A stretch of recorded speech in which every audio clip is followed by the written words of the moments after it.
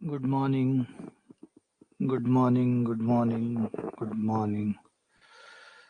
Radhe Radhe, Radhe Radhe. Good morning, good morning. सभी को very very good morning. जय श्री कृष्णा। राधे राधे, राधे राधे, राधे राधे, राधे राधे। जय श्री राधे।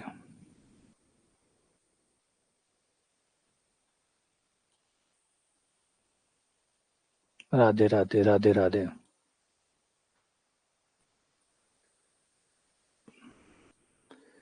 जय श्री राधे। जय श्री कृष्ण। जय श्री कृष्ण। आ जाओ। तो आज हम शुरू करने वाले हैं अचर गुणांकों वाली अवकल समीकरण। अचर गुणांकों वाली अवकल समीकरण।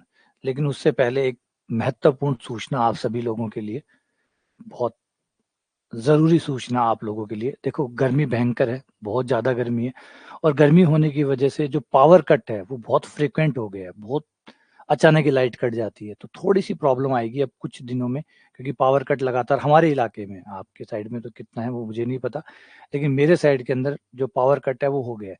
पावर कट लगातार अनियमित हो गया है। एक नियमित होता है जैसे 2 घंटे इतने बजे कटेगी या 1 घंटे इतने बजे कटेगी, वो ना होके अब अनियमित हो गया है। मतलब कभी भी लाइट कट जाती है, 1 घंटा कटे, 1.5 घंटा कटे, तो कुछ एग्ज़ैक्टली अब वो नहीं रहा है, नियमितता नहीं रही है।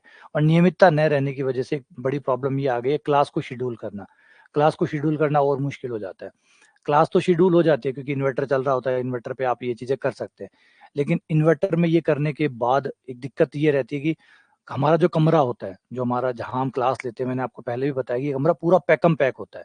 काला-काला कमरा होता है, चारों तरफ से थर्माकोल्स लगे हुए होते हैं, पूरा काला रूम होता है, डार्क रूम जिसको कहते हैं आप लोग। तो ये डार्क रूम टाइप का होता है।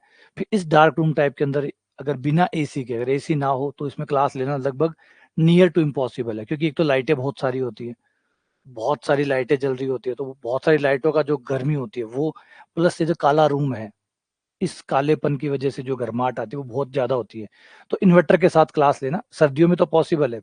सर्दियों में भी पॉसिबल है और मौसम ठीक हो तो भी ये पॉसिबल है, लेकिन इसमें इस भयंकर वाली गर्मी के अंदर ये क्लास लेना इम्पॉसिबल है। और अगर मान लो ले भी ली, तो फिर अगली क्लासेस लेने के लिए आप शायद ठीक नहीं रहोगे कि अगली क्लासेस आप ले सको। तो एक ये मुश्किल पॉइंट जो है ना, एक धर्म संकट जिसको कहते हैं, वो हमारे लिए भी चल रहा है।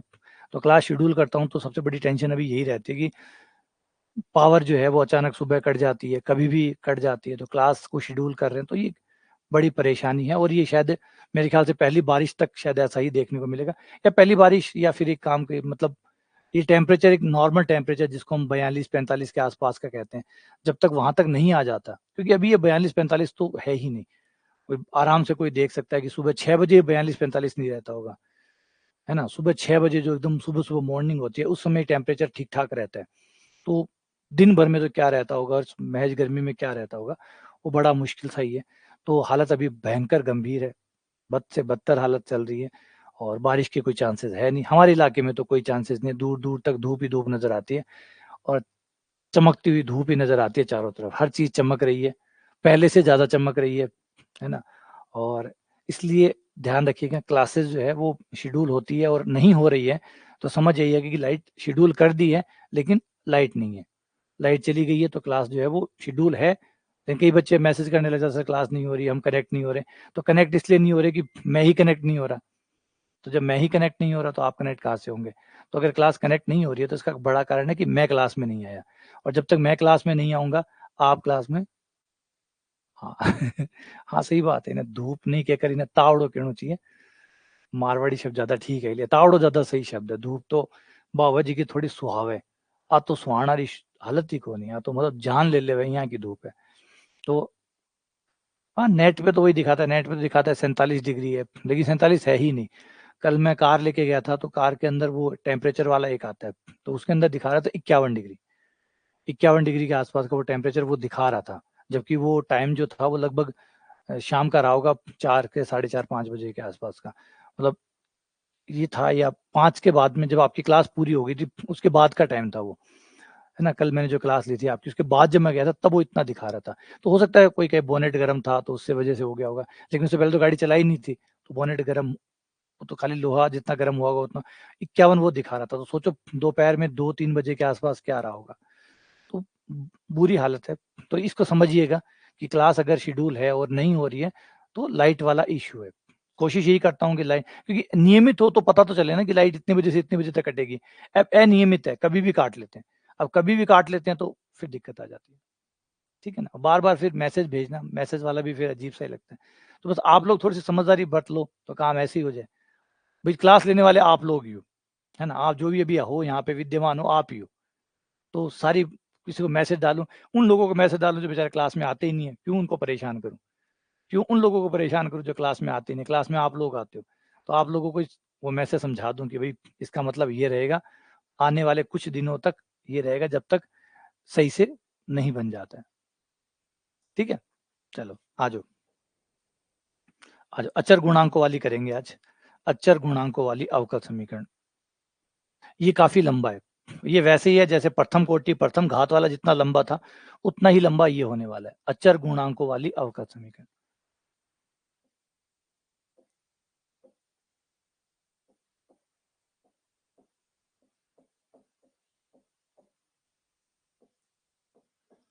अचर गुणांकों वाली रेखिक अवकल समीकरण।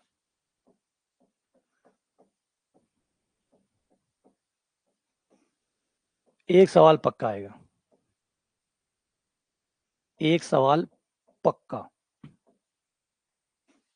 एक चीज़ अभी आपने देखी भी होगी, ये कोई इतना टफ नहीं है, बस खाली कहानी में दिक्कत है पहचानने की। सिर्फ़ पहचानने की दिक्कत है। बाकी ये कोई टफ नहीं है, ऐसे नहीं है कि कोई बहुत थ्योरी है, बहुत गहरी थ्योरी है, ऐसी थ्योरी है जिसको आपको समझने में समय लग रहा है, वो कहानी इनमें नहीं है। इनकी कहानी बस दिक्कत है कि पहचाने कैसे कि कौन-सा सवाल है, किस प्रश्नावली का सवाल है, किससे सॉल्व होगा, ये एक परेशानी आपको देती है। लेकिन यहाँ से आराम से अगर आपने थोड़ी-सी प्रैक्टिस ठीक से कर ली, 1-2 बार रिवाइज़ कर लिया, तो जल्दी से पकड़ भी पाओगे कि कौन-सा सवाल है ना? तो वो परेशानी अभी भी देखेंगे, अभी भी हम बहुत से टाइप के सवाल पढ़ेंगे। अचर गुणांकों वाले में भी खूब लंबी है। अगर नवकार की बुक खोलें तो ए से लेकर शुरू होती है, ए, बी, सी, डी, ई, एफ, जी और एच तक जाती है। तो वो भी एच तक चलती है, यानी 8 प्रश्नावलियाँ इसमें है। यानी कम से कम 8 प्रकार के सवाल तो एटलीस्ट है ही। 8 प्रश्नावलियाँ तो 8 तो सवाल हो ही गए। प्रश्नावलियों के अंदर भी 2-3 तरह के सवाल होते हैं। तो लगभग 20 से 25 सवाल तो हो ही जाते होंगे, इतने टाइप के, इतने सवाल इनमें होंगे। लेकिन मैंने फिर से कह दूँ, परेशानी करने वाले नहीं है, कोई थ्योरी नहीं है, कोई डीप थ्योरी है जिसको अच्छे से पढ़ना है, अच्छे से समझना है, नहीं समझे तो कर नहीं पाओगे, वो कुछ नहीं है। तरीका है, पकड़ो और बस पहचान जाओगे, इस टाइप का सवाल है। एक बार सही से पहचान होगी, फिर सॉल्व हो जाएगा। हाँ, वैरायटी ज़्यादा है इनके अंदर, खूब वैरायटी मिलेगी। तो पहले इसमें 3 वर्ड आए हैं, उनको समझ लेते हैं। अवकल समीकरण मतलब अवकलन होगा, है ना? पहला तो यही है। अवकल समीकरण मतलब आपको अवकलन मिलेंगे। और एक चीज़ यहाँ देखोगे, यहाँ बाँधा नहीं गया, यहाँ कोई ये नहीं कहा गया प्रथम कोटि, प्रथम घात, है ना? कुछ इस तरीके से कोटि शब्द जो है ना वो यूज़ नहीं हुआ। देखो कहीं भी कोटि शब्द नहीं आया। इसका मतलब कोटि बंधी हुई नहीं है। कोटि 1 भी हो सकती है, 2 भी हो सकती है, 3 भी हो सकती है, 4 भी हो सकती है, कोटि कितनी भी हो सकती है। तो पहली बात का तो ये अर्थ निकल गया कि कोटि पर कोई बाध्यता नहीं है।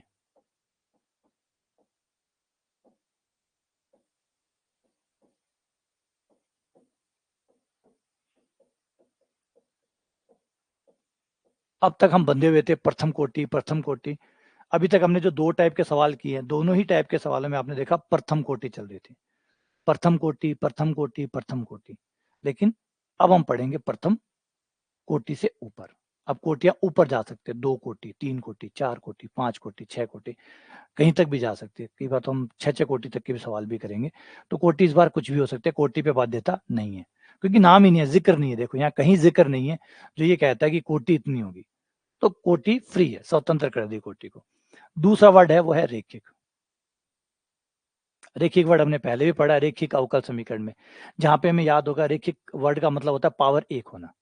रेखिक मतलब एक घात होना। किस पे? ये एक घात किस पे? ये एक घात y के ऊपर। जो आश्रित चर है उसके ऊपर एक घात। यानी आपका जो y होगा वो या तो y मिलेगा या dy/dx मिलेगा। y आपका हमेशा एक ही होगा। d2y/dx²। 2 बार अवकलन, 3 बार अवकलन, 4 बार अवकलन कुछ भी मिले, इनके ऊपर जो पावर होगी वो हमेशा एक होगी। इनके ऊपर जो पावर होगी वो एक होगी। इनके ऊपर पावर 1 होगी। यानी जो y है, जहां भी y दिख रहा है, चाहे वो अकेला y हो, चाहे वो अवकलन में y हो, जहां भी आपको y दिखेगा, y के ऊपर पावर 1 दिखेगी, मतलब y का रेखिक होगा। जब आप रेखिक शब्द बोलते हैं तो रेखिक वर्ड आता है जो आश्रित चर है, जो डिपेंडेंट वेरिएबल है। दो होते हैं, एक इंडिपेंडेंट और एक डिपेंडेंट। एक तो जो स्वतंत्र है x, एक जो डिपेंडेंट है y। क्योंकि आप dy बाई dx कर रहे हैं, dy बाई dx का मतलब क्या हुआ? dy बाई dx का मतलब हुआ y x पे डिपेंड करता है, y x पे डिपेंड करता है, ना कि x y पे डिपेंड करता है। तो y डिपेंड कर रहा है, तो y कौन हुआ? डिपेंडेंट। x कौन हुआ? इंडिपेंडेंट। तो dy बाई dx का मतलब यही होता है कि y परिवर्तित हो रहा है, किसके साथ? x के साथ। कितना परिवर्तित हो रहा है वो dy बाई dx आपको बता देगा। तो dx बटा dy इसलिए कहते हैं dx बटा dy और dy बाई dx में कंसेप्चुअल बहुत बड़ा फर्क है। चलो एक बात छेड़ी गई है तो इसके ऊपर और चर्चा कर लेते हैं।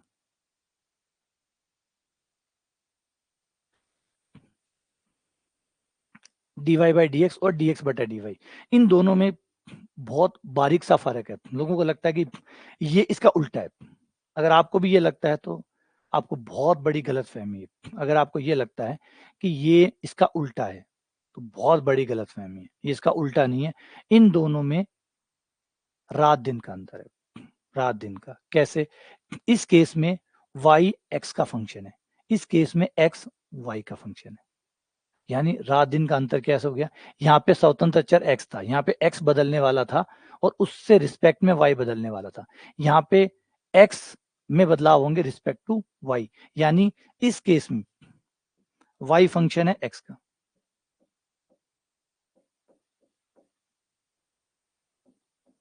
यहाँ पे x फंक्शन है y का। तो यहाँ स्वतंत्र चर है x और आश्रित है y, यहाँ पे स्वतंत्र चर है y, आश्रित है x। कथा कहानी बदल गई। मतलब जो हीरो था वो विलन बन गया, जो विलन था वो हीरो बन गया। तो यहाँ तो पूरी कहानी बदल गई। सोचो अगर हीरो विलन हो जाता है, विलन हीरो हो जाता है, तो कहानी क्या? कहानी वो रहेगी? रह ही नहीं सकती, कहानी बदल गई होगी। एक मूवी में एक हीरो था, विलन था, लास्ट तक वो चला। हमने अगली बार कहानी को ही बदल दिया, हीरो को विलन बना दिया, विलन को हीरो बना दिया, तो बदल ही गया। अब तो कहानी का अंत भी कुछ और ही होगा। तो सेम वही बात है, यहाँ पे पूरा का पूरा स्ट्रक्चर चेंज हो चुका है। ये सिर्फ रिवर्स करने जैसा नहीं है, सिर्फ पलटने जैसा नहीं कि आपने पलट दिया बस। dy बाई dx का उल्टा dx बटा dy है। अब यहाँ पे एक बात ये आएगी, हम तो बहुत बार ऐसा करते हैं। वो कैसे कर लेते हैं? वो इसलिए कर लेते हैं कि हमारे केस में कई बार हमारा जो सवाल होता है वो इस तरीके से बनाया गया था कि y x का फंक्शन है, x y का फंक्शन है। जैसे फॉर एग्जांपल y बराबर x प्लस 1। अब इस केस में आप देखोगे y x का फंक्शन है, x y का फंक्शन है, y x का फंक्शन है, x y का फंक्शन है। कई बार ऐसा होता है कि आपका दोनों एक दूसरे के फंक्शन होते हैं। आप x को y के रूप में लिख सकते हैं, y को x के रूप में लिख सकते हैं। कई बार ऐसा होता है कि एक दूसरे का फंक्शन हो जाता है। फंक्शन जानते हो ना, फंक्शन किसे होता है? फंक्शन किसे कहते हैं? जो फलन वाली शर्तें हैं वो उस पर लागू हो, प्रांत का प्रत्येक बिंदु सह प्रांत के एक बिंदु से, इकलौते बिंदु से कनेक्ट होता हो, प्रांत का कोई बिंदु खाली ना छूटता हो, तो वो शर्तें इसको कहते हैं फलन। तब उसको फलन कहते हैं। तो वो फलन कई बार आपका बनता है, कई बार नहीं बनता। तो जब आप उल्टा कर पाते हैं, इसका मतलब है आपका सवाल आपको अलाउड कर रहा है कि ठीक है एक्स वाई का फलन है। कई किताबें गलत लिखती है, लेकिन कई किताबें जो होती है, जैसे ये सवाल एक बार पहले भी आया था, आईआईटी में आया था, तब उन्होंने कहा भी था कि एक्स वाई का फलन रहेगा। अगर आप पलटते हैं तो वो साफ लिखते हैं कि यहाँ पे एक्स भी वाई का फलन रहेगा, तो ही ये पलटा जा सकता है, वरना पलटा नहीं जा सकता। ठीक है ना?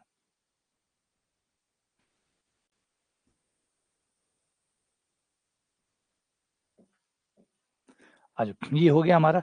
अब यहाँ जाते हैं अचर गुणांकों वाली। अचर गुणांकों का मतलब है जो गुणांक होंगे वो अचर होंगे। गुणांक किसके साथ? ये जो y है, dy बाई dx है, इनके साथ आपके जो गुणांक होंगे, इनके साथ ये जो गुणांक होंगे, ये सब के सब अचर होंगे, मतलब संख्याएं होंगी। ये सब के सब अचर होंगे।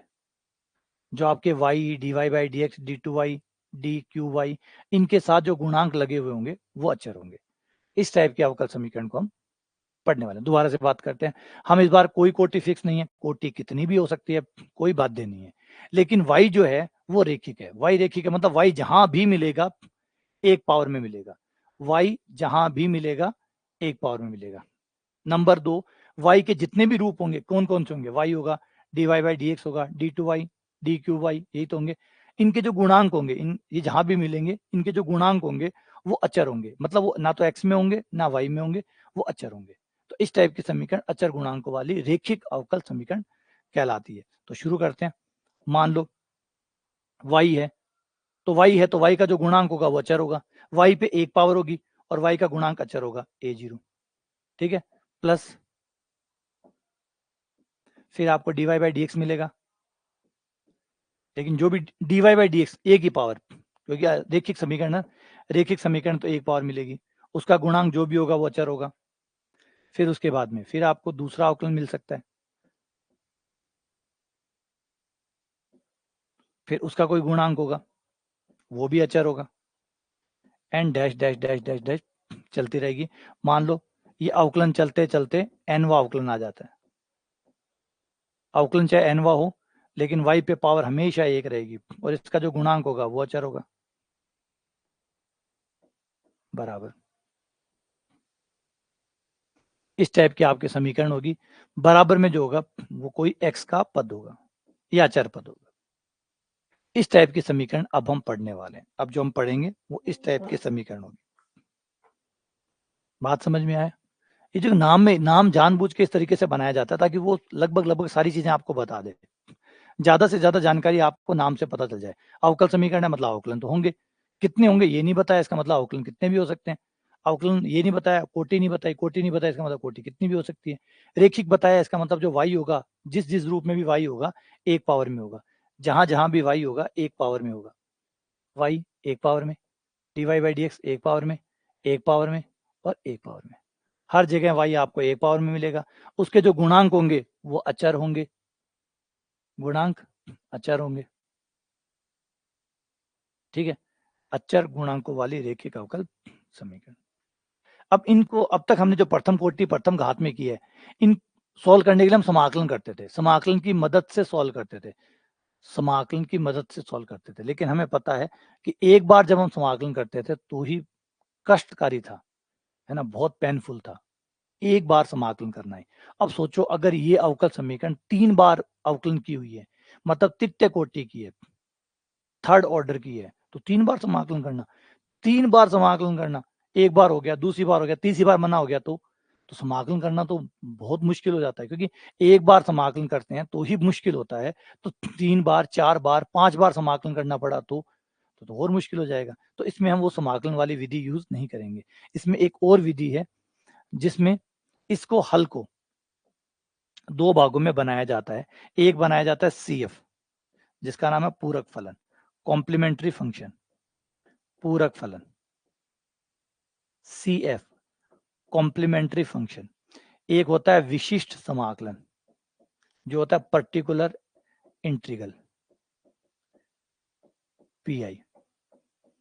ये दो चीजें निकालनी होती है, ये दो चीजें निकाल के दोनों को जोड़ दो, वही आपका इस प्रॉब्लम का सॉल्यूशन होगा, इस अवकल समीकरण का हल होगा। y बराबर CF प्लस पी वाई बराबर CF प्लस पी। तो यहाँ पे दो चीजें पढ़ेंगे, पूरक फलन और विशिष्ट समाकलन। लेकिन ये जो CF और PI ये मेथड केवल और केवल तब लगता है जब अचर गुणांकों वाली रेखिक अवकल समीकरण हो, ये इसी के लिए है और इसी के लिए ही बना हुआ है और इसी पे काम करता है। जैसे श्रीधराचार्य है, वो श्रीधराचार्य द्विघात समीकरण के लिए बना हुआ है, आप उससे कोई और सॉल्व नहीं कर सकते, द्विघात ही सॉल्व कर सकते हैं, तो द्विघात के लिए बना हुआ। तो ये मेथड CF और PI वाला वो इन्हीं के लिए बना हुआ है, अचर गुणांकों वाली रेखिक अवकल समीकरण के लिए। तो अगर अचर गुणांक वाली रेखिक अवकल समीकरण है तो आप इसको CF और PI द्वारा हल कर सकते हैं। अब हमें यही सीखना है कि ये CF होता क्या है, ये PI होता क्या है, ये निकलता कैसे है, क्योंकि ये निकलेगा तो ही तो y आएगा। तो ये कैसे निकलना है, इसी से जुड़े हुए सवाल हम पढ़ने वाले हैं। ठीक है, क्लियर हुआ ये बात? अलग अलग टाइप है, अलग अलग टाइप के लिए CF अलग अलग तरीके से निकलता है, इसके लिए ऐसे, इसके लिए ऐसे, इसके लिए ऐसे, इसके लिए ऐसे, इनका अपना विज्ञान है। PI का अपना विज्ञान है, कैसे PI निकलेगा, तो कैसे CF और कैसे PI निकलेगा वो हम इस पूरे में यही सीखेंगे, अलग अलग CF अलग अलग PI। और पुराने वीडियो जरूर देख लेना, ठीक है ना, उससे आपको बहुत फायदा होगा, उससे यहाँ से चीजें बहुत क्लियर हो जाती है ना। बड़ी तकड़ी चीज है यह, कमाल की चीज है यह, ये बहुत बहुत जबरदस्त चीज है। मेरा एक फ्रेंड हुआ करता था, 12th में हम पढ़ा करते थे, 11th-12th की बात है ये। तो उसका नाम था रामनिवास। मैंने कभी बताया नहीं होगा आपको, बताया होगा या मुझे नहीं पता। तो उसमें एक बड़ी कमाल की बात थी। कमाल की बात ये थी कि वो बायोलॉजी से था, मैं मैथ से था। तो एक बार ऐसे ही हमारी वो बायोलॉजी से और मैं मैथ से। तो हम दोनों ही अपने मैं मैथ्स में अच्छा था, बढ़िया परफ़ॉर्म करता था, वो बायोलॉजी में बहुत बढ़िया परफ़ॉर्म करता था। तो हम लोग जब बैठते थे, बातचीत करते थे, तो कई बार एक बार हमारी बातचीत ऐसे ही चल रही थी, तो मैंने उससे पूछा कि भई तुम्हारा पढ़ने का क्या रहता है? मेरा कोई वैसे पढ़ने का तरीका नहीं था। जिस तरीके से मतलब वो पढ़ता था, मैं अपना खुद का अपने हिसाब से अपनी मर्ज़ी का मालिक, जो मन में आए वो पढ़ रहा हूँ। कई चीज़ों को बहुत गहराई से पढ़ रहा हूँ, कई चीज़ों को बिल्कुल भी नहीं पढ़ रहा, वो मेरा एक सिस्टम था। उसका भी अपना था, तो एक बार ऐसे ही बातचीत हमारी हो रही थी, रास्ते में हम आ रहे थे घर की तरफ, तो आते-आते मैंने उससे पूछा कि भई तुम कैसे पढ़ते हो? तुम्हारा पढ़ाई का क्या रहता है? बोला मेरा सिर्फ़ काम ये होता है कि नहीं ऐसे कोई चर्चा एग्ज़ैक्टली मुझे थोड़े शब्द याद नहीं। तो उसने उसने शायद बताया कि यार मैं हमेशा क्लास में आने से पहले उस टॉपिक को पढ़ के आना चाहता हूँ जो क्लास में पढ़ाया जाता है। मैं हमेशा उस टॉपिक को पढ़ के आना चाहता हूँ कि क्या पढ़ाने वाले हैं क्लास में। तो उसका एक फ़ायदा ये मिल जाता है कि क्लास में जो भी पढ़ाया वो पढ़ा रहे हैं, वो मुझे ये पता होता है कि वो प्लस मुझे ये पता होता है कि मुझे डाउट कहाँ है, मुझे कहाँ शंकाएँ हैं, मुझे किस चीज़ पे जब वो समझाएँ, तो मुझे किस चीज़ पे ज़्यादा ध्यान देने की ज़रूरत है, किस पे कम ध्यान देने की ज़रूरत है, किस पे ज़्यादा ध्यान देने की ज़रूरत है।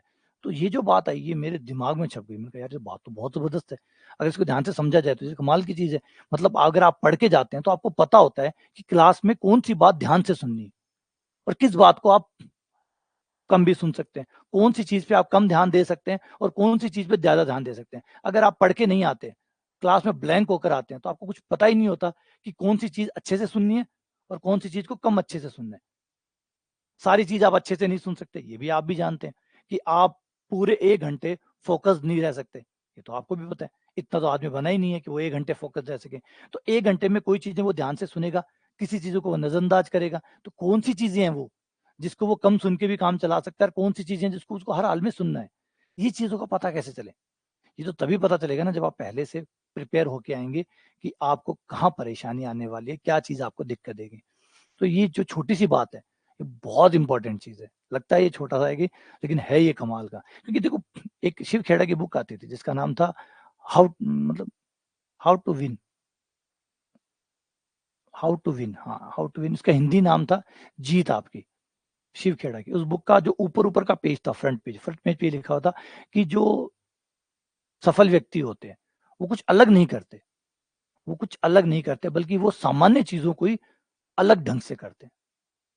वो सामा आपने पढ़ी होगी, बहुत अच्छी किताब थी शिव खेड़ा की। उस समय हमारे टाइम पे सन 2000 की बात करूँ तो सन 2000 के आस-पास में वो किताब एक बहुत बड़ी प्रेरणा हुआ करती थी। क्योंकि पहली बात तो वो हिंदी में अवेलेबल थी और पहली मोटिवेशनल किताब वही हुआ करते थे। तो उस किताब को जब मैंने पढ़ा था तो उस किताब का पहला-पहला पेज जो एकदम ऊपर-ऊपर है फ्रंट पेज, जो टाइटल वाला पेज है वहाँ पे ये लिखा हुआ था कि सफल व्यक्ति कुछ नया नहीं करते, बल्कि वो हर सामान्य चीज़ों को अलग ढंग से करते हैं। तो पढ़ तो सभी रहे हैं, पढ़ना ही है, ऑब्वियसली बात है। कोई भी सेकंड ग्रेड या फर्स्ट ग्रेड की तैयारी कर रहा है तो पढ़ना ही है। लेकिन पढ़ने को आप कैसे पढ़ते हैं, टॉपर जो होते हैं, जो सिलेक्ट करने वाले होते हैं, वो उसको पढ़ने का तरीका अपना अलग होता है। वो अलग तरीके से पढ़ते हैं। यही बस फ़र्क है दोनों में। एक बच्चा 10 घंटे पढ़ रहा है, एक बच्चा 4 घंटे पढ़ रहा है, 10 घंटे वाला सिलेक्ट नहीं हो रहा, 4 वाला हो रहा है। कारण कि कुछ ऐसा ढूँढ लिया है उसने, पढ़ने का कुछ ऐसा तरीका ढूँढ लिया है कि 4 घंटे भी 10 घंटे से बेहतर आ रहे हैं। और वो ऐसा है कि वो 10 घंटे में भी वो नहीं ढूँढ पाया, जिससे उसके 10 घंटे सफल हो सकें। तो कुछ तो ऐसा है जो छोटे-छोटी चीज़ें हैं जिस पे बहुत ध्यान देने की ज़रूरत है। तो एक ये वाली बात है, पढ़ सब रहे हैं, आप सारे क्लास में आते हैं ना? आप में से शायद ही कोई चुनिंदा बच्चे ऐसे होंगे जो पढ़ के फिर क्लास में आते हैं, कि चलो पहले पढ़ लेते हैं, क्लास में क्या पढ़ाएँगे ताकि हमें पता हो कितना पढ़ना है, क्या पढ़ना है, किस पे फ़ोकस करना है, ये चीज़ें। तो छोटी-छोटी बातें अपने अंदर इंक्लूड करिए, ये बहुत इम्पोर्टेंट होती है। देखिए, है ना? जैसे एक छोटा-सा और एग्ज़ाम्पल याद आया कि माँ-बाप होते हैं, वो बच्चों को खूब दूध पिलाते हैं। उनका दूध पिलाने का मकसद ये होता है कि बच्चे का कैल्शियम बनेगा। लेकिन आपको ये बात सुन के अजीब लगेगी, आप बच्चे को चाहे 2 किलो दूध पिला दो, कैल्शियम नहीं बनता। आप बच्चे को 2 किलो दूध पिला दो डेली का कैल्शियम नहीं बनता। क्योंकि कैल्शियम को बनाने के लिए जो बॉडी में सब्सटेंसेस चाहिए, दूध से कैल्शियम निकालना और उसको हड्डियों तक पहुँचाना, ये एक प्रोसीज़र होता है और उस प्रोसीज़र में कई सब्सटेंसेस यूज़ होते हैं। अगर आपके बच्चे के शरीर में वो सब्सटेंसेस नहीं है, तो आप जो भी दूध पिला रहे हैं, वो सिर्फ़ और सिर्फ़ यूरिन बनाएगा। आप उसको 2 किलो पिलाओ चाहे 3 किलो पिलाओ, 3 किलो दूध पिलाने के बाद भी वो सिर्फ यूरिन करेगा, मतलब 2-3 बार बाथरूम करने जाओगे एक्स्ट्रा, और यूं ज्यादा कोई फर्क नहीं पड़ेगा। कारण है कि वो ये नहीं समझ रहा कि दूध को कैल्शियम बनने में कुछ चीजें और भी चाहिए होती है। यही कि 10 घंटे पढ़ाई को रिजल्ट देने में कुछ और चीजें भी लगती है। सिर्फ 10 घंटे पढ़ना ही रिजल्ट नहीं बनाता, 10 घंटे में कुछ चीजें मिलानी होंगी आपको, तभी 10 घंटे सफल होंगे, वरना सिर्फ वो 10 घंटे ही होके रह जाएंगे। वो 2 किलो दूध सिर्फ 2 किलो दूध हो जाएगा, वो कैल्शियम नहीं बनेगा, वो बाहर निकल जाएगा। जैसे आपने इनपुट दिया है वैसे ही वो आउटपुट बाहर आ जाएगा, कोई फायदा नहीं होना, है ना। तो इन चीजों पे थोड़ा सा ध्यान रखना। आ जाओ, अब आगे बढ़ते हैं, सीएफ के ऊपर आते हैं। पहले आपके सवाल को इसको थोड़ा बंद करके लिखने की कोशिश करेंगे कि इतने बड़े बड़े नाम ना लिखने पड़े हमें, क्योंकि ये जो नाम है ये बड़े बड़े हैं, dy/dx, d2y/dx स्क्वायर, d की पावर n dy/dx, इस तरीके से बड़े नाम हमें ना लिखने पड़े, इन नामों को छोटा करते हैं। जैसे एग्जांपल के लिए एक अवकल समीकरण लेते हैं, अचर गुणांकों वाली रेखिक अवकल समीकरण लेते हैं।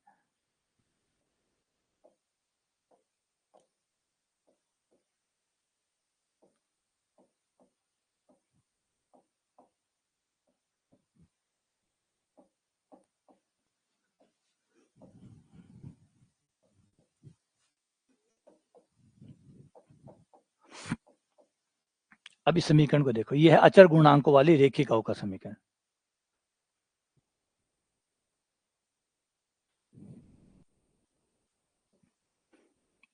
ये है अचर गुणांकों वाली रेखिक, है ना।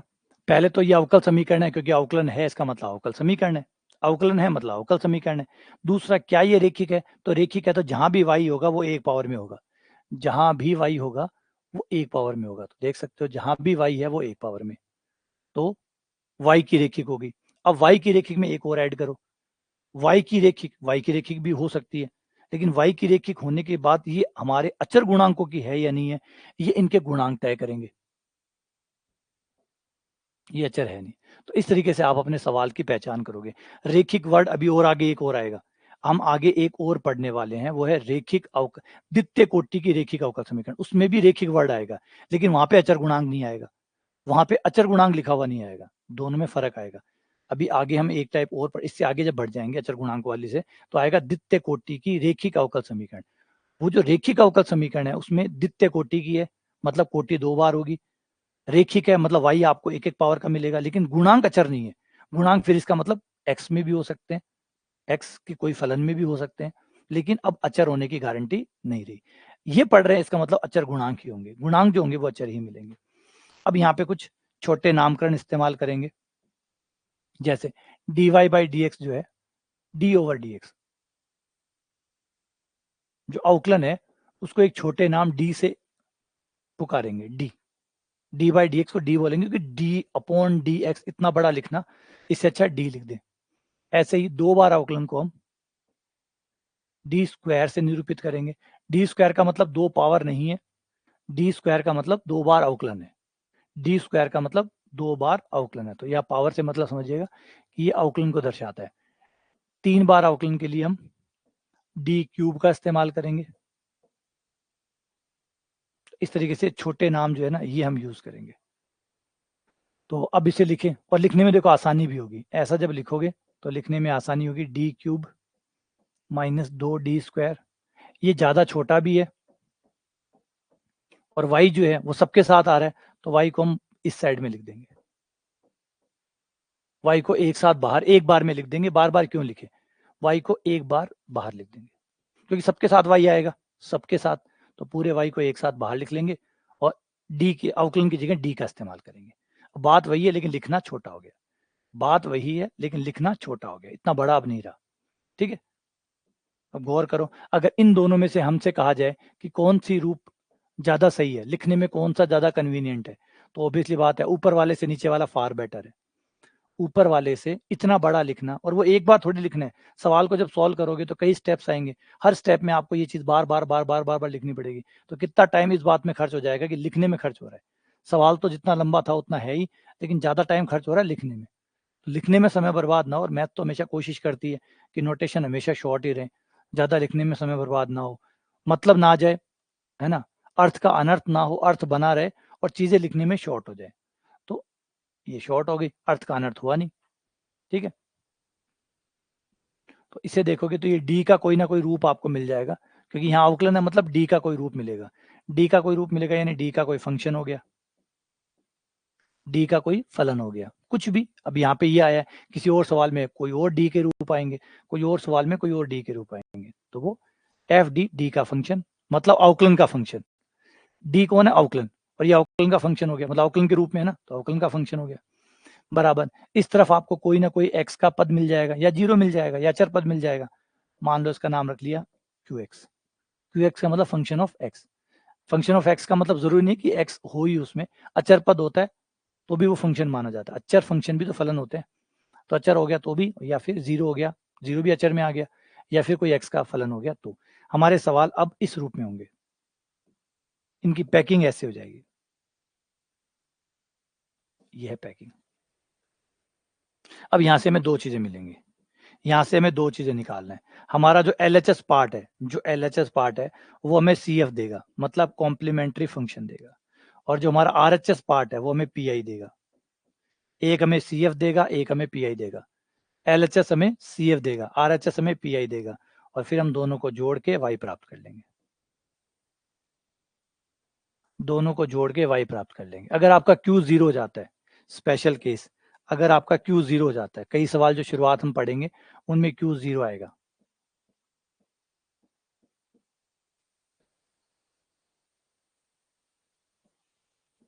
आपका Q, अगर Q 0 जाता है तो इसका मतलब है आपके सवाल का PI भी 0 हो जाएगा, कोई PI नहीं होगा। Q 0 है तो PI भी 0 होगा, Q 0 है तो PI भी 0 होगा, लेकिन आपका CF कभी 0 नहीं होगा। CF 0 क्यों नहीं होगा? क्योंकि CF 0 होने का मतलब ये है ही नहीं, और ये नहीं है तो फिर अवकल समीकरण कैसे हुई? ये नहीं है तो अवकल समीकरण कैसे हुई? तो ये बंदा तो हर बार आएगा ही आएगा, कम आए ज्यादा आए वो अलग बात है, नहीं आए ऐसा नहीं हो सकता। CF तो हमेशा ही आएगा। PI जो है वो 0 भी आ सकता है, डिपेंड करता है कि Q है या नहीं है। अगर Q होगा तो जरूर कुछ ना कुछ PI आएगा, और Q नहीं है तो फिर 0 आएगा। ठीक है, और टोटल y बराबर CF प्लस PI आ जाएगा। दूसरा, जब भी कोई अवकल समीकरण होती है उसको जब हम सॉल्व करते हैं तो हर अवकलन के बदले हमें एक स्वेच्छ अचर मिलता है। जितने अवकलन है हर अवकलन के बदले हमें एक स्वेच्छ अचर मिलता है।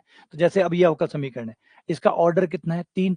3 है, इसका मतलब इसका जो सॉल्यूशन आएगा उसमें 3 स्वेच्छ अचर आएंगे। 3 आएंगे, C1 C2 C3 आनी है। तो आप तो मेथड चाहे कोई भी लगाओ सॉल्व करने के लिए, ये गलतफहमी ना पाल लीजिएगा कि इस मेथड से यूज कर रहा हूं तो स्वेच्छ अचर आएंगे, उससे नहीं आएंगे। गणित गणित है। मेथड का मतलब है चीजों को आसान करना। ये वाला मेथड आपके चीजों को आसान कर रहा है, जल्दी उत्तर पे पहुंचा रहा है, आसानी से उत्तर दे रहा है, बस ये है। इसका मतलब ये नहीं कि उत्तर बदलने की हिम्मत मिल गई इसमें, है ना? ये कहानी समझ रहे हो ना? ऐसा नहीं कि आपके पास एक मेथड आपने लगाया, वो C1 C2 C3 दे ही नहीं रहा, दूसरा मेथड है वही केवल C1 C2 C3 दे रहा है। ऐसा नहीं हो सकता, क्योंकि हमारे गणित के अंदर मेथड कई हो सकते हैं, उत्तर एक होता है। मेथड बहुत सारे हो सकते हैं लेकिन उत्तर एक होता है। तो ऐसा नहीं कि मैं समाकलन करता तो उत्तर कुछ आ रहा है और अब मैं ये CFPI लगाऊंगा तो इसमें कुछ और ही उत्तर आ जाएगा। नहीं, उत्तर वही आएगा अगर आप इसका समाकलन भी कर लेते हो, जो कि शायद अभी पॉसिबल नहीं है क्योंकि बहुत कॉम्प्लिकेटेड होगा। चल मान लीजिए आपने जिद करके समाकलन कर लिया और हो भी गया, तो आपका आंसर वही आएगा जो इस मेथड से आएगा, CF और PI वाले से आएगा। ऐसा नहीं कि CF और PI वाले से कुछ और ही आ रहा है और समाकलन वाले से कुछ और ही आ रहा है, नहीं, दोनों से सेम आंसर आएगा। एक बात ठीक है, आपको चेक भी करा दूंगा, चिंता ना करो, आप लोगों को इसकी पुख्ता करवा दूंगा जिससे कंफर्म हो जाएगा कि हाँ भाई मैं सही कह रहा था। तो CF और PI दो निकालने हैं आपको। ये जो C1 C2 C3 जो स्वेच्छ अचर है वो यहाँ पे मिलेंगे। CF वाला जो पार्ट है इसमें आपको जो भी स्वेच्छ अचर आएंगे, स्वेच्छ अचर हमेशा कितने आते हैं? जितनी अवकलन की कोटि है, जितनी अवकल समीकरण की कोटि है। अगर अवकल समीकरण की कोटि 3 है तो आपको तीन तीन C1 C2 C3 तीन स्वेच्छ अचर प्राप्त होंगे और वो सारे के सारे CF में आएंगे। PI में कोई स्वेच्छ अचर नहीं होता, क्योंकि जितने आने होते हैं वो CF में आ जाते हैं। स्वेच्छ अचर नहीं होंगे, स्वेच्छ अचर सिर्फ इस तरफ होंगे, यहाँ इधर मिलेंगे आपको। जितने भी होंगे उतने ही होंगे जितने आपके अवकल समीकरण की कोटि है। तो आपके अवकल समीकरण 3 कोटि के, तो 3 स्वेच्छ अचर आपको बैक टू बैक यहाँ पे इसमें CF में मिल जाएंगे। PI में आपको कोई नहीं मिलेगा, PI में स्वेच्छ अचर नहीं होते। ठीक है, क्लियर हो ये बात? डन। यहाँ तक कोई प्रॉब्लम नहीं है ना? यहाँ तक तो बात समझ में आ गई, यहाँ तक तो जम गई बात कि भाई क्या कर रहे हैं। अब आ जाते हैं CF निकालने पे। CF निकालने का एक ही कॉमन तरीका है, PI निकालने के बहुत तरीके हैं, क्योंकि PI इस बात पर डिपेंड करता है कि Q क्या है। Q अलग है तो PI निकालने का तरीका अलग हो जाता है। तो PI थोड़ा सा कॉम्प्लिकेटेड है, CF एक ही है, CF एक है, तो CF सीधा चलेगा एकदम। CF में बस दिक्कत ये आती है कि जब आप सॉल्व करेंगे तो आपके मूल कैसे आते हैं, ये मूल वर्ड क्या है वो भी सवाल करेंगे तो एक समझ में आ जाएगा। मूलों पे डिपेंड करता है, जैसे मूल आएंगे वैसे वैसे CF अलग अलग आएगा। CF निकालने का तरीका वो चेंज हो जाता है मूलों के साथ, लेकिन कॉमनतः एक तरीका है, सामान्यतः एक तरीका चलेगा CF निकालने का। एक बार पकड़ लो, एक तरीका मैंने उसको पकड़ लो, CF निकालना इजीली आ जाएगा। तो आ जाओ, CF के केस में आपको करना क्या है,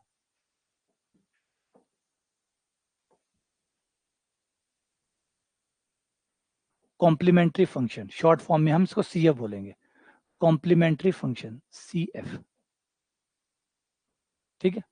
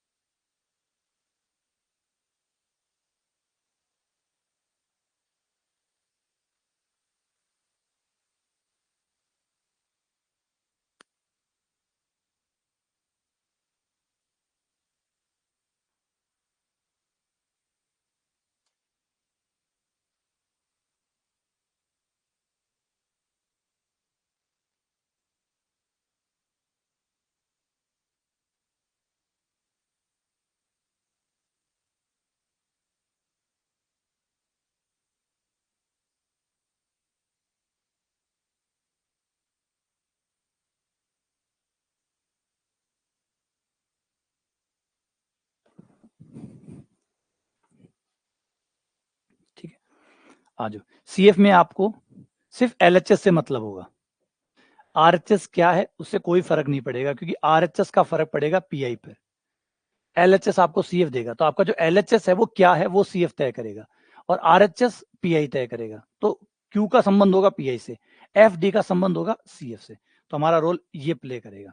तो सबसे पहले हम इसको लेंगे, जो भी Y के साथ है, जो भी Y के साथ है, मतलब जो D का रूप है, जो अवकलन का रूप है, उसको हम लेंगे और एक सहायक समीकरण बनाएंगे।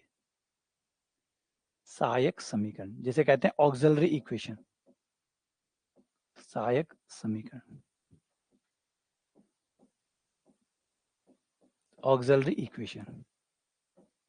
इसमें क्या करना होगा, जो D है, D की जगह आप कुछ भी रख दो, D की जगह कुछ भी रख दो, P रख दो, Q रख दो, A रख दो, M रख दो, जो आपको पसंद हो वो रख दो।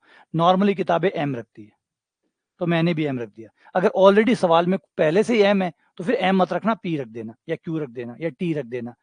बहुत सारे नाम है आपके पास, आप अपने नाम के हिसाब से कुछ रखना चाहो तो स्वेच्छा से वो रख देना, बात नाम में क्या पड़ा है। तो वही है, बस D की जगह आपको कोई चीज रखनी है, जो D है D को रिप्लेस कर देना है, जो भी आप नाम देना चाहे उस नाम से रिप्लेस कर दो। इसको फिर बराबर में 0 कर दो, 0 करके M के जो भी मान है, अभी मैंने M रखा हुआ है, तो M के जो भी मान है वो निकाल लो।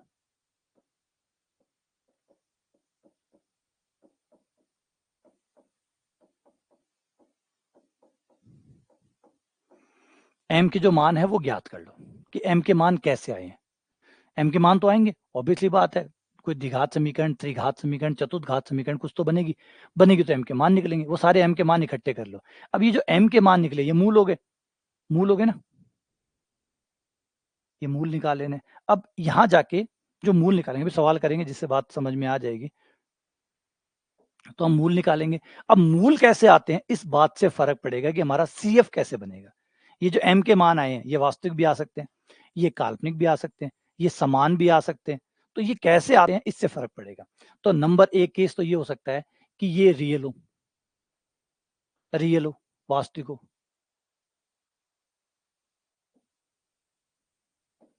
ये रियल नंबर में आए, रियल नंबर मतलब वास्तविक आए, m का मान 2, 2, 3, 5, 7, मतलब विदाउट आइटा, आइटा नहीं आता हो, रियल नंबर में आता हो, आ सकता है, वास्तविक मान आ सकता है।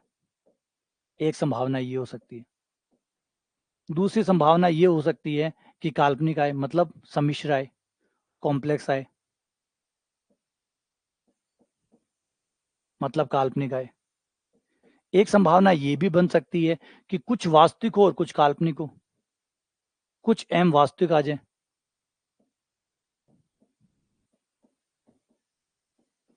कुछ काल्पनिक।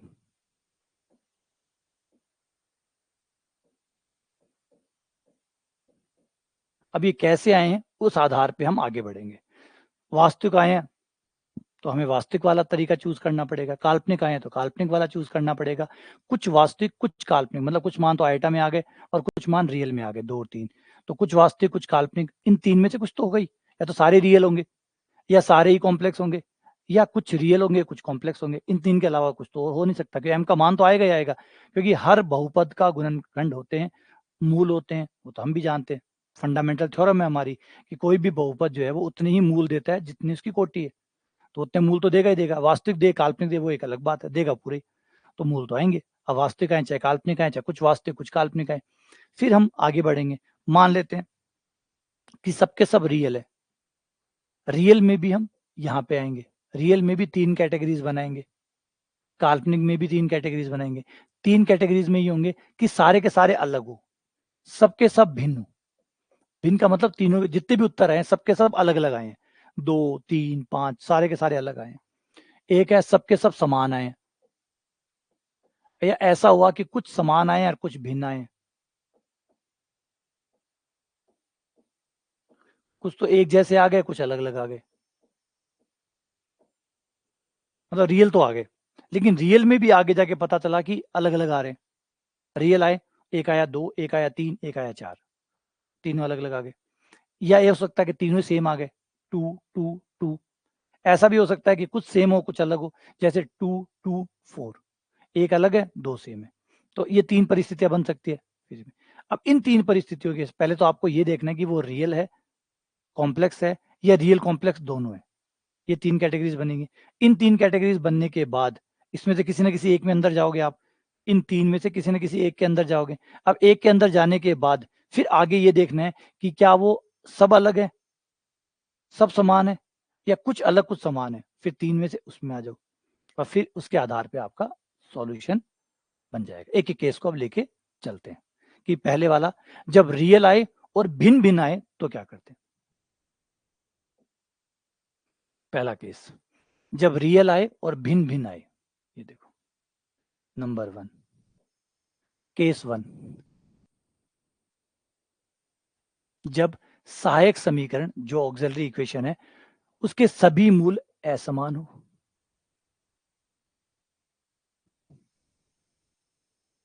सारे के सारे अलग अलग आए, सारे के सारे आपके रियल आए। अभी रियल का बता रहा हूँ, कॉम्प्लेक्स का भी बता दूंगा कि कॉम्प्लेक्स में समान है तो क्या करें, रियल में समान है तो क्या करें। एक केसेस है अलग अलग, इनको एक बार पकड़ेंगे, एक बार समझ जाएंगे, सी एफ क्लियर हो जाएगा। सी एफ ज्यादा कॉम्प्लिकेटेड है ही नहीं, चाहे शुरुआत में जब पढ़ रहे हो तो थोड़ा सा लग रहा होगा, लेकिन जैसे आगे बढ़ोगे क्लियर होता जाएगा। तो आपको एम के मान निकालने, एम के मान अलग अलग आएंगे, बस रियल आए और अलग अलग आए तो आपका सी एफ ऐसे बनेगा, सी एफ ये बनेगा। जितने भी एम के मान आए सब अलग अलग आए होंगे, सब रियल आए होंगे, सब अलग अलग आए होंगे। तो इसको ऐसे सी एफ को ऐसे लिखना है, C1 ई की पावर m1x, C2। अब देखो ये फर्क पड़ता है, अभी अगर आप लोग पहले से वो लेक्चर थोड़ा सा देख के आते तो आपको बहुत सारी बातें पहले से पता होती, फिर आप उस चीज पे फोकस कर पाते जो आपको नहीं पता है। अब आपको अभी फिलहाल समझ में नहीं आ रहा कि क्या आपको पता है और क्या आपको नहीं पता। अब अभी आपके लिए सब अनजान है, सब चीजें नहीं है। और उस समय क्या होता है, उस समय आपको पहले से पता होता है कि ये तो मुझे पता है, मुझे तो बस ये नहीं पता, बस यही समझना है। फर्क समझते कितना फर्क है, कितना बेस्ट मेथड रहता है ये, कि आपको ये पता होता है कि क्या आपको ध्यान देना है और किस पे आपको ध्यान नहीं देना। तो जितने भी आपके m के मान आएंगे सबके सब असमान है, एक एक m को चुनते जाओ और लिखते जाओ। C1 e की पावर m1x, C2 e की power m2x, C3 C4 dash dash dash जितने हैं plus plus plus plus plus plus plus, वो जोड़ते जाओ, ये आपका CF बन जाएगा। ये CF कहलाएगा। y लिखा है क्योंकि अभी ये y का उत्तर जो है y का ही कहलाता है। y के दो टुकड़े हैं ये, CF और PI। तो ये हो गया। हाँ जो एक सवाल करते हैं, जैसे इस सवाल को देखो, अभी यहाँ पे ये मेरा FD हो गया, y के साथ में जो है वो मेरा FD हो गया, और ये बराबर वाला Q होता है। फिलहाल इन सवालों में Q जो है वो 0 है, क्योंकि ये सवाल अभी CF निकालने वाले हैं, इसलिए Q का हेडेक नहीं पाल रहे, Q को 0 लेके चल रहे हैं, क्योंकि Q की बारी आएगी तब Q को संभालेंगे। अभी जो Q है उसको 0 ले लेते हैं, ताकि PI का झंझट ही ना रहे, सिर्फ CF रहे, तो केवल CF जो है वो टारगेट हो रहा है। अब करना क्या है, अब आपको एक ऑक्सिलरी इक्वेशन बनानी है, एक सहायक समीकरण बनानी है, और उस सहायक समीकरण में क्या करना होगा कि जो आपका FD है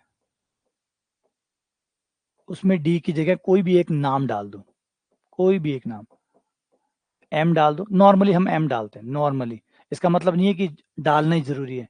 M की जगह आप P डाल सकते हैं, Q डाल सकते हैं, T डाल सकते हैं, कुछ भी डाल दो। अगर सवाल में ऑलरेडी M है, सवाल में ऑलरेडी M है, अगर मान लो यहाँ पे कोई M छुपा, यहाँ पे M लिखा हुआ होता, फिर कोई P नाम ले लो, Q नाम ले लो, नाम में क्या रखा है। नाम का सिर्फ मतलब है कि मुझे मूल निकालने, वो जो भी नाम रखूंगा उसका आंसर निकल जाएंगे बस। फिर ये में आया जहां FM, इसमें D की जगह M रख दो, बराबर इसको 0 कर दो, तो ये हो गया m² प्लस 5m प्लस 4 बराबर 0।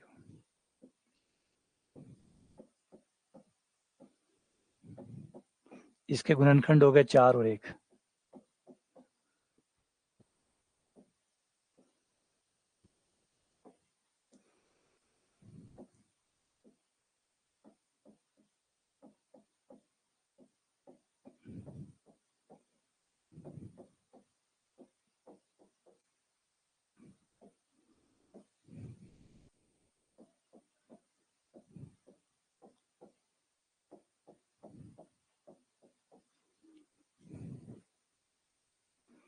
ये हो गया, m के 2 मान आ गए। अब देख सकते हो कि दोनों के दोनों रियल है, दोनों के दोनों रियल है और दोनों के दोनों अलग है। तो पहला केस यही था कि जब रियल आए और अलग अलग आए, रियल आए और अलग अलग आए, तो उस केस में अब CF देखो कैसे बनेगा, CF कैसे बनेगा, CF बराबर C1, पहला आंसर उठाओ, e की पावर -4x, e की पावर में वो m जो है, एक m e की पावर में डाल देना है, फिर दूसरे को डालो e की पावर -x। अगर और भी होता तीसरा तो एक तीसरा और डाल देते आगे, C3 e की पावर वो वाला। अगर चौथा होता तो C4 e की पावर चौथा, पांचवा, छठा, डैश डैश, इसको आगे बढ़ाते रहते। अब इस क्वेश्चन में आपका RHS 0 है, और RHS 0 होने की वजह से आपका जो PI पार्ट है वो 0 हो गया, PI पार्ट 0 हो गया, और आपका टोटल सॉल्यूशन हो गया y बराबर CF प्लस PI इस केस में 0 है, तो इस केस में आपका y ही आंसर हो गया, ये y आ गया। तो ये वाला हमारा पहला केस हो गया। अच्छा, ये कोई आगे पीछे लिखने से फर्क पड़ेगा? नहीं, आगे पीछे लिखने से कोई फर्क नहीं पड़ेगा कि C1 के साथ आपने कौन सा लिया, -4, ये कोई ये नहीं कि बड़ा पहले लेना है छोटा बाद में लेना है, जो मन में आए वो लो, जो मन में आए वो लो। कोई जरूरी नहीं है कि C1 के साथ बड़ा वाला आएगा या C2 के साथ छोटा वाला, कोई बड़ा छोटा यहाँ नहीं है, कोई बड़ा छोटा नहीं, जो आपको पसंद आए किसी को भी किसी के साथ रख सकते हो। ये दोनों ही C1 C2 सिर्फ नाम है, वो चाहे इसके साथ चिपका दो चाहे उसके साथ चिपका दो, उससे कोई फर्क नहीं पड़ेगा। ठीक है, तो ये हो गया हमारा, जब हमारे मूल वास्तविक आए और असमान आए, सभी मूल वास्तविक है और असमान है। अगले केस पे आते हैं, जब हमारे मूल समान आते हो, केस 2, जब कुछ आंसर सेम आए, रियल आए, अभी भी रियल पे चल रहे हैं, अभी भी रियल पे चल रहे हैं, लेकिन रियल में भी समान आए, कुछ समान आ जाए और कुछ भिन्न भिन्न आ जाए। तो पहले समान को टैकल करते हैं कि कुछ आंसर सेम आए। मान लीजिए M1 M2 सेम आ गए, पहले 2 आंसर सेम आ गए, या कोई भी 2 आंसर सेम आ गए, पहले 2 ही क्यों बांधे, कोई भी 2 सेम आ गए, या कोई 3 सेम आ गए, कोई 4 सेम आ गए, तो जो सेम आ गए उनके साथ हम इस तरीके से, क्योंकि अब M1 M2 2 तो है नहीं, वो तो एक ही है, वो एक ही है, तो उनका आंसर ऐसे लिखा जाएगा C1 plus C2x, C1 plus C2x बंद e की पावर mx, क्योंकि वो m एक ही है, एक ही m है। वैसे तो 2 है, वैसे तो काउंटिंग में 2 है, क्योंकि m बराबर 2 और m बराबर 2 2 बार काउंट होगा, काउंटिंग में वो 2 है, लेकिन है तो सेम ना। सेम होने की वजह से उसके जो c आएंगे वो 2 आएंगे, क्योंकि 2 m है तो c भी 2 आएंगे। तो लिखने का तरीका क्या होगा, C1 प्लस C2x ब्रैकेट बंद e की पावर mx, e की पावर mx। अच्छा, अगर 3 आंसर सेम होते तो, 3 आंसर सेम होते तो C1 plus C2x plus C3x square, C1 plus C2x plus C3x square bracket बंद, तीनों नाम आ गए, C1 C2 C3 और e की पावर mx, e की पावर mx।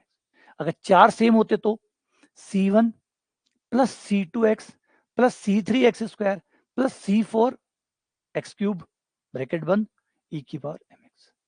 5 सेम होते तो और आगे बढ़ा दो, एक 6 होते तो और एक आगे बढ़ा दो, एंड डैश डैश डैश करके आगे बढ़ाते जाओ।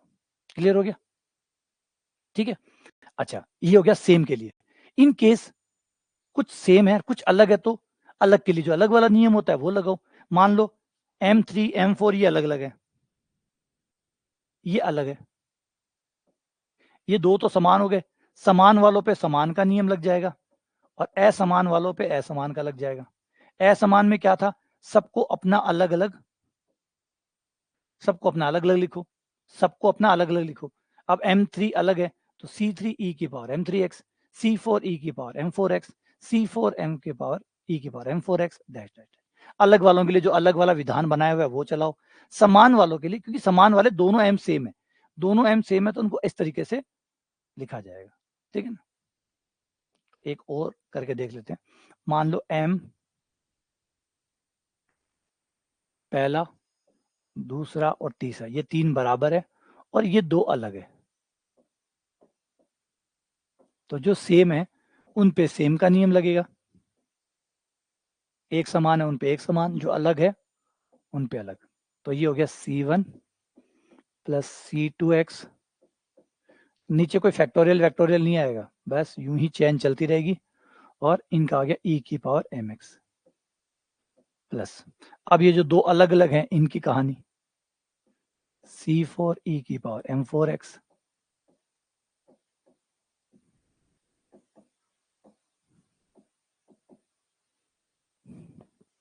ये अलग अलग है।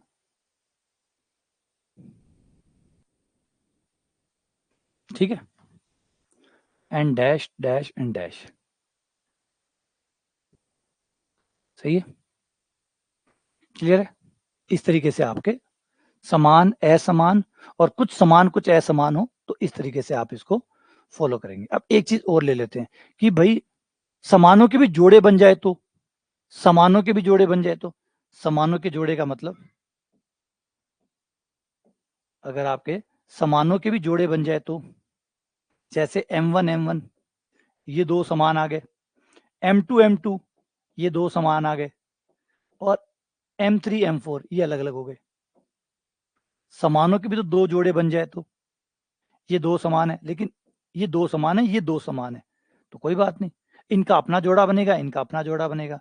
इनका जोड़ा हो गया C1 C2x e की पावर M1x, क्योंकि ये दो अपने समान है ना तो इनका अपना बनेगा, ये दो समान है, इनका अपना जोड़ा बनेगा।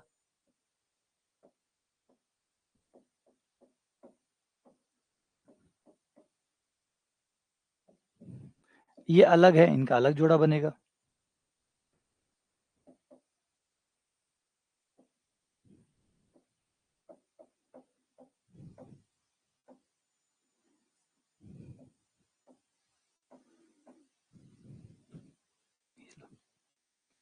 तो अगर दो दो समान भी आ जाते हैं, और आ सकते हैं, दो दो समान में भी तो जोड़े बन सकते हैं, जैसे आंसर आ गए 2 2 3 3, अब 2 2 3 3 ये तो अलग अलग होते हैं ना, लेकिन वो 2 2 तो से 2 2 से 7 है, एक साथ है, उनका अपना समानता का नियम। 3 3 2 7 है, उनका अपना समानता का नियम, और कुछ अलग अलग है तो उनका अपना नियम। इस तरीके से ये चलेगा। क्लियर है? आ जाओ सवाल करते हैं।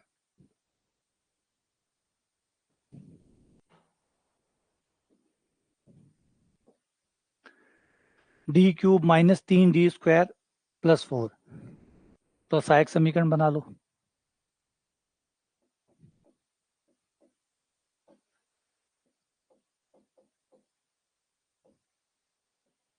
सहायक समीकरण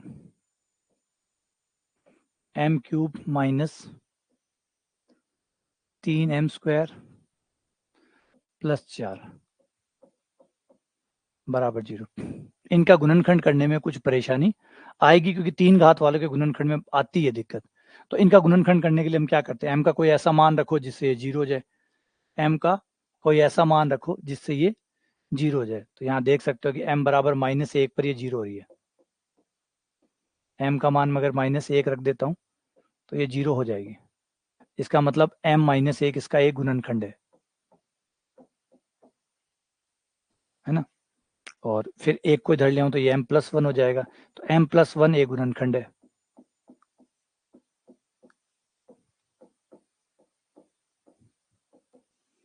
m+1 इसका एक गुणनखंड है। m+1 का भाग दे दो।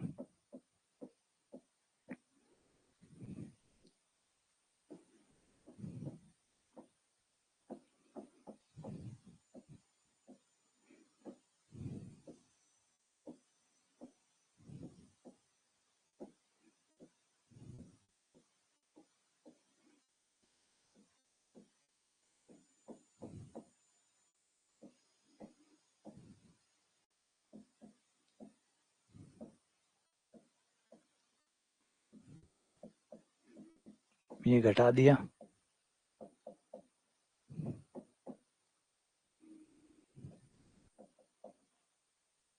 है ना, ये कट। तो ये आपके गुणनखंड हो गए। एक आ गया m+1,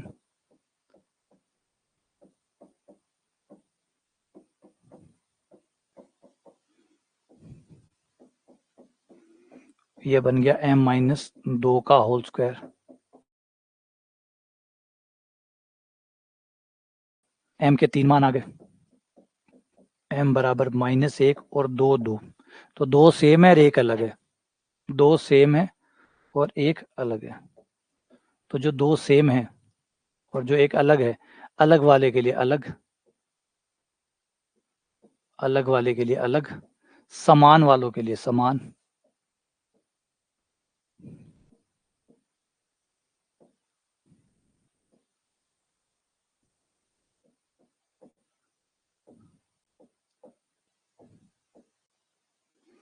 तो कोई सोचे समान वालों को पहले लिख लें, असमान वालों को बाद में लिख लें, लिख लो, कोई दिक्कत नहीं है। समान वालों को पहले और असमान वालों को बाद में लिखें, बिल्कुल लिख सकते हो। कोई ये बाध्यता नहीं है कि समान वाले पहले लिखे जाएंगे। ये C1 C2 पे फोकस मत करना कि C1 C2, C1 किसके साथ आ रहा है, C2 किसके साथ आ रहा है, इससे कोई फर्क नहीं पड़ता। फॉर्मेट इंपॉर्टेंट है, फॉर्मेट इंपॉर्टेंट है कि भैया एक मान अलग है, एक मान समान है। अच्छा ये माइनस वाला था, मैंने निशान लगा दिया प्लस वाले पे। जो 2 समान और एक असमान वाला रूल है ना, वो इंपॉर्टेंट है। तो एक असमान का दिखना चाहिए, 2 समान के दिखने चाहिए, ये जरूरी है। तो समान और असमान, तो ये क्लियर हो गया कि जब रियल आएंगे तो समान आएंगे तो आप क्या करेंगे, असमान आएंगे तो क्या करेंगे, कुछ समान और कुछ असमान आएंगे तो क्या करेंगे। ठीक है, अब आ जाते हैं कॉम्प्लेक्स के ऊपर। अगला हमारा है मामला कॉम्प्लेक्स का। आ जाओ काल्पनिक मानों पे आते हैं। अगर समिश्र संख्याएं आए तो क्या करें। समिश्र संख्या की एक अच्छी बात है, जब भी आएगी जोड़े में आएगी। समिश्र संख्या जब भी आएगी जोड़े में आएगी।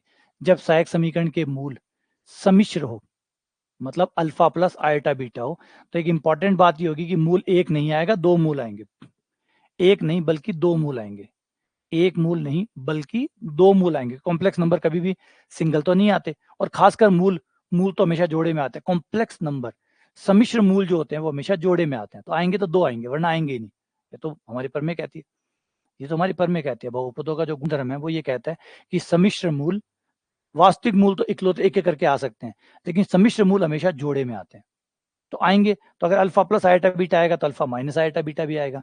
तो आपका CF इसका वैसे बनेगा C1 e की पावर, पहला आंसर अल्फा माइनस, ये m के मान हो गए ना, m की तो मान हो गए, C1 e की power alpha plus iota beta x खा गए यहाँ पे, प्लस C2 e की power alpha minus iota beta, एक आगे डाल दो एक पीछे डाल दो, एक को m1 दे दो एक को m2 नाम दे दो, एक का नाम m1 एक का नाम m2, C1 e की power alpha plus iota beta x, C2 plus C2 e की power alpha minus iota beta x, बस ये दो जोड़े बना दो। लेकिन ये रूप आपको देखने को मिलता नहीं है, ये वाला रूप जो है ना ये लिखते नहीं है।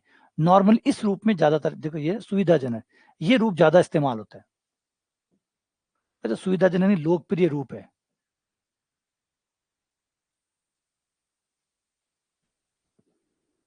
ना, समझ रहे हैं? ये लोकप्रिय रूप है। लोकप्रिय रूप, लोकप्रियता का कोई पैमाना नहीं होता, वो कुछ सी चीज की हो सकती है। लोकप्रियता को कोई नाप नहीं सकता कि लोकप्रियता क्या है, किस बात से लोगों को, है ना, कोई उसका कोई लॉजिकल तर्क नहीं हो सकता, कोई तार्किक रूप नहीं हो सकता कि लोकप्रियता, लोगों को कुछ भी पसंद आ सकता है, रैंडम से रैंडम चीज जो है ना, अजीब से अजीब चीज, अगर ये डिकोड हो जाए कि लोकप्रियता कैसे आती है, तो फिर तो साइंटिस्ट जो साइंटिस्ट हो वो दुनिया में सबसे ज्यादा लोकप्रिय हो।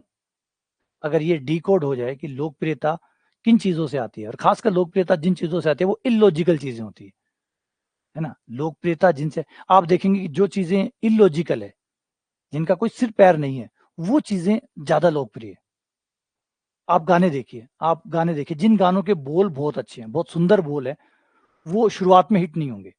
जिन गानों के बोल अच्छे हैं, जिनके शब्द अच्छे हैं, वो गाने शुरुआत में हिट नहीं होंगे। शुरुआत में कौन से गाने हिट होंगे? जिनके बोल आपको समझ में ही नहीं आ रहे, जिनके बोल आपको समझ में ही नहीं आ रहे कि बोल क्या रहा है, बस वो अटपटा सा कुछ बोल रहा है, कुछ उर्दू अरबी मिक्स करके कुछ बोल रहा है, जिससे आपको वो समझ में नहीं आ रहा। समझ में नहीं आ रहा तो आपका दिमाग ये इंटरप्रेट कर रहा है कि अच्छा ही है, कुछ अच्छा ही गा रहा होगा, तो वो हिट हो रहा है, वो हिट हो रहा है। अच्छा लॉन्ग टर्म में, वो लॉन्ग टर्म में फ्लॉप हो जाएगा, क्योंकि लोगों को शुरुआत में तो नया समझ वाला चल जाता है, लेकिन लॉन्ग टर्म में वो समझना चाहते हैं कि कहना क्या चाहता था, फिर वो समझ में नहीं आता तो लोग उसको रिजेक्ट कर देते हैं। तो इसीलिए आप देखेंगे जो अभी की हाल फिलहाल के गाने शुरुआत में हिट होते हैं, कुछ समय बाद लोग उन्हें कचरे में फेंक देते हैं, बकवास बेकार फालतू, कोई उनको नहीं सुनता। यानी इनकी अवधि सिर्फ और सिर्फ 1 साल 1.5 साल की होती है, 1-1.5 साल बाद ये गाने कचरे में चले जाते हैं। 1-1.5 साल बम्प है, एकदम जंप मार रहे हैं भयंकर वाला, 1 साल तक तो इतना जंप मार रहे हैं कि आप देखेंगे लोग देखे जा रहे हैं इन गानों को। एक 6 महीने से 12 महीने का इनका टाइम टेबल, इनका एक डेडलाइन होती है, उसके बाद ये कचरे में चले जाते हैं, कोई इनको संभाल तक नहीं रहा है। वहीं उल्टे गाने देखिए, वो गाने जिनको शुरुआत में दरकिनार कर दिया गया था क्योंकि वो पूरे समझ में आ रहे थे लोगों ने, लेकिन जैसे जैसे जैसे उनका समय बीता वो गाने हिट होते गए, वो सदाबहार गाने बन गए। अब देखिए पुराने गाने जो 1970 है, 1965 है, 1975 के जो गाने हैं, वो आज भी हिट है, आज भी वो सदाबहार गाने हैं, आज भी वो चल रहे हैं, और लोग फाइनली इन्हीं गानों पे जाके खत्म होते हैं। लोग फाइनली इन्हीं गानों पे जाके खत्म होते हैं। किसी आदमी को देखा जो 60 साल की उम्र में पंजाबी गाने सुन रहा हो? किसी आदमी को आपने देखा, मिला किसी से कि 60 साल की उम्र में पंजाबी गाने सुन रहा हो? 60 की उम्र में वो 1960 के गाने सुन रहा है, क्यों? क्योंकि अब उसे वो समझ में आ रहे हैं कि गाने बहुत इंपॉर्टेंस क्या थी, वो गाने क्या कहना चाहते थे, उनका अर्थ क्या था। तो इंपॉर्टेंस यही होता है कि कोई चीज शॉर्ट टर्म की होती है और कोई चीज लॉन्ग टर्म की होती है। तो यही लोकप्रियता के बारे में बता रहा हूँ, लोकप्रियता का कोई पैमाना नहीं होता। शुरुआत में लोकप्रिय वही होता है जो कम समझ में आए। इसीलिए जो ज्यादातर जो राजनीतिज्ञ होते हैं, पॉलिटिक्स वाले जो लोग होते हैं, जो इसको समझते हैं, वो अधूरी अधूरी बातें करते हैं, पूरी बातें नहीं करते। थोड़ा सा बोलते हैं, खाली जगह छोड़ देते हैं ताकि आदमी अपने हिसाब से अंदाजा लगाए, ताकि वो उसके बारे में करे। देखो आप, ये पॉलिटिक्स बहुत इंपॉर्टेंट होती है, इस समय इसको ढंग से यूज नहीं कर पाता, वो इसमें बाहर निकल जाता है। जो इसको पकड़ पाता है, जैसे मोदी जी है, मोदी जी देखो, बीच में जो लच्छे छोड़ देते हैं ना, बीच में जो खालिस्तान छोड़ देते हैं, वो खालिस्तान यूं ही नहीं छोड़ते, बोलते बोलते बीच में वो रुक जाते हैं, खाली जगह छोड़ देते हैं। वो जगह वो छोड़ते हैं आदमी की इमेजिनेशन के लिए, ताकि आदमी इमेज करे और ये सोचे कि मोदी जी ये कह रहे हैं, लेकिन मोदी जी वो नहीं कह रहे हैं, लेकिन वो जगह छोड़ दी। कल अगर फंसे, कल अगर फंसे तो बच सके, क्योंकि मैंने तो बोला कब था, मैंने तो खाली जगह छोड़ी थी, मैंने तो बस वहां पे उतना ही कहा था, उससे आगे मैंने कहा ही नहीं था। आगे लोग जो समझे, लोगों की जिम्मेदारी, मेरी थोड़ी है। तो ये एक अच्छा ऑरेटर जो होता है ना, वो ऐसे चीजों का इस्तेमाल करता है जिससे ये लोकप्रियता बनाते हैं, है ना। तो ये सुविधाजनक रूप जो है ना, सुविधाजनक का मतलब यहाँ लोकप्रियता का है, रूप ये भी अच्छा है, ये ज्यादा सही होना चाहिए था क्योंकि ये आसानी से बन जाता है, लेकिन लोग इसको ज्यादा यूज करते हैं, हमारी किताबों में ये ज्यादा यूज होता है। इसमें आप क्या करते हैं कि इसका जो रियल पार्ट होता है, आपका जो मूल आया है उसका जो रियल पार्ट होता है उसे आप हमेशा e की पावर ax करके बाहर लिखते हैं, अल्फा ई, और जो बीटा होता है उसको कॉस और साइन के साथ लिखते हैं, c1 cos beta x plus c2 sin beta x, इस तरीके से आप लिखते हैं। अच्छा, इसके और भी रूप है, और भी प्रचलित रूप है, एक रूप ये भी चलता है, c1 e की power alpha x sign beta x plus c2। अभी हाल फिलहाल में ये भी हिट हुआ है,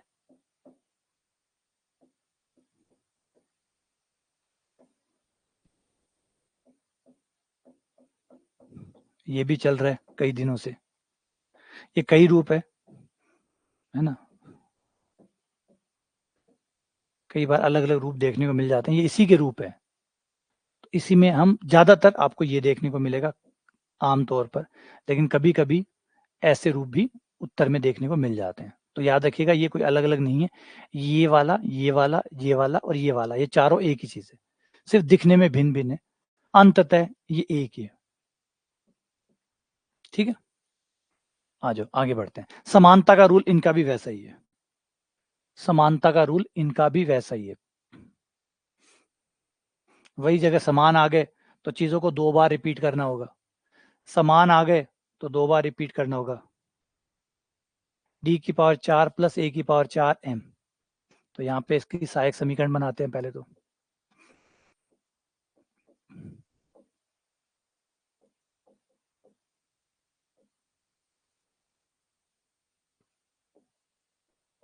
m की पावर 4 प्लस a की पावर 4। अब m की पावर 4 है तो इसका मतलब चार उत्तर आएंगे, इसके इसके चार उत्तर आएंगे और हमें चारों निकालने हैं, चार उत्तर आएंगे और हमें चारों निकालने हैं। तो हम बड़े ही दिमाग से निकालेंगे, दिमाग से ऐसे कि मैंने 2m² a² जोड़ दिया, 2m² a² घटा दिया, ये जोड़ दिया और ये घटा दिया, ये पहले तीन पद मेरे होल स्क्वायर बन गए।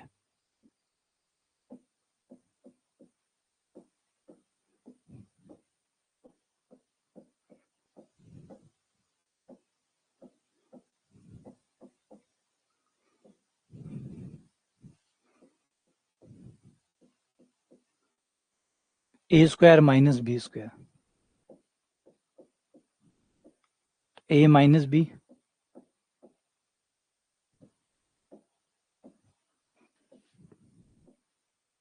a plus B.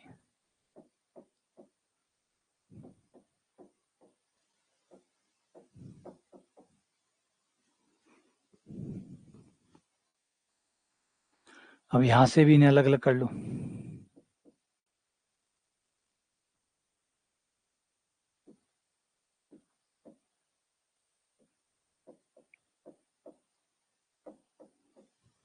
a² बराबर 0,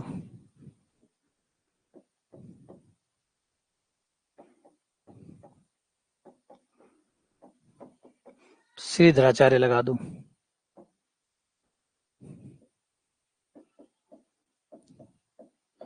plus minus b² minus 4ac, b² minus 4ac, तो ये हो जाएगा 2a² माइनस 4a² माइनस का 2a अंडर रूट 2 आइटा बट्टा 2, 2 कॉमन लेके कट कर दो, अंडर रूट 2 कॉमन लेके कैंसिल कर दो, ये हो गया a बटा under root 2 plus minus a बटा अंडर रूट 2 आइटा। अब उसके निकालते हैं, इसमें खाली बस माइनस का अंतर आएगा, बाकी वैसा का वैसे आएगा, माइनस a प्लस माइनस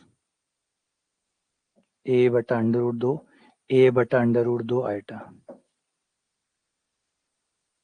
ठीक है, चार आंसर आ गए हमारे।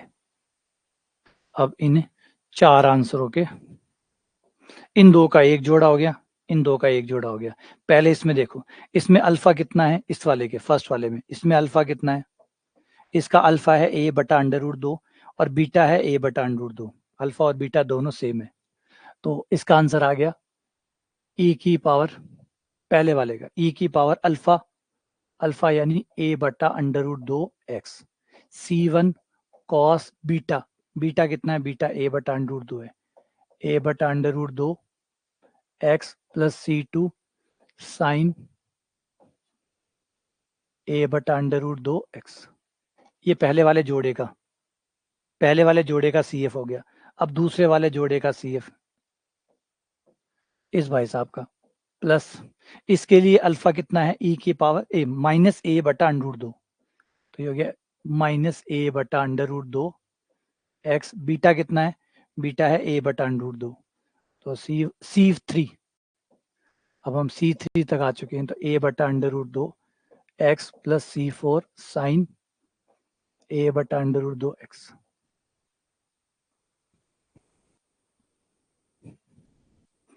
ये आपका आंसर आ गया। अब यहाँ ऑप्शन नहीं है क्योंकि ये बहुत बड़ा था, ऑप्शन तो कटा हुआ है, यही आंसर हो गया, जो भी ऑप्शन होगा वो आंसर हो जाएगा। तो इस तरीके से आप कॉम्प्लेक्स वालों को डील करेंगे। बस कॉम्प्लेक्स वाले जोड़े में आएंगे, दो एक साथ आएंगे, बस इतनी दिक्कत है कि दो भैया एक साथ आएंगे, तो दो भैया एक साथ आएंगे तो एक साथ आपको निपटना पड़ेगा, दोनों से एक साथ निपटना होगा, है ना, दोनों को आपको एक साथ निपटना होगा कि अल्फा प्लस आयटा बीटा, एक साथ अल्फा प्लस आयटा बीटा, है ना। तो इसमें आपको पता करना है कि अल्फा कितना है और बीटा कितना है, और आंसर हो जाएगा e की power alpha x C1 cos beta x sign beta x. और ऐसे ही दूसरे का कुछ नहीं किया, बस 2m² a² जोड़ दिया, 2m² a² घटा दिया, ये पहले 3 बन गए, फिर यहाँ पे मैंने सूत्र लगा दिया a² माइनस b² का, a² माइनस b² बराबर a minus B a plus B, यहाँ पे श्रीधराचार्य लगा दिया, ये आ गया, इससे ये आ गया श्रीधराचार्य, m की द्विघात समीकरण बन गई, तो श्रीधराचार्य लगा दिया, वही श्रीधराचार्य वहां लगा दिया।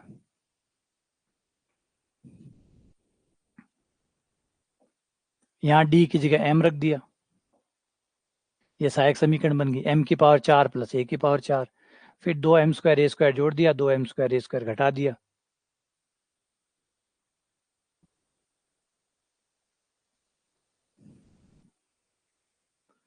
ठीक है ना, फिर 2m² a² जोड़ दिया, ये होल स्क्वायर बन गया, m² प्लस a² का होल स्क्वायर, इसको मैंने अंडर रूट 2ma लिख दिया, टुकड़े कर लिए, नहीं उससे अगर सॉल्व करते हैं ना फिर अंडर रूट आता है, फिर अंडर रूट निकालो और वो निकालो, वो दिक्कत देता है, फिर आपको या तो अंडर रूट याद होने चाहिए, फिर आप लोगों को अंडर रूट याद होने चाहिए। चलो हाँ, एक बार इसको ब्रेक देते हैं, आप लोग इनको पढ़िएगा, एक बार दोबारा रिपीट करिएगा, रिवाइज करिएगा, है ना, एक बार इनको देखिएगा, कल इसको और आगे बढ़ाएंगे, कल इसमें और टाइप के सवाल जो हैं CF निकालने के वो और प्रैक्टिस करेंगे, तब तक आप इसको पक्का करिए, इसको मजबूत करिए कि भाई ये कैसे कैसे हो रहे हैं, कैसे आप रियल नंबर मूल कैसे निकालते हैं, थोड़ा सा मूलों को निकालने का सीखिएगा, पुराने वाले लेक्चर जरूर देखिएगा, जिससे आपको थोड़ी सी मदद मिल जाए वहां से, और बाकी यहाँ तो चल ही रहा है, ठीक है। चलो मिलते हैं आप लोगों से।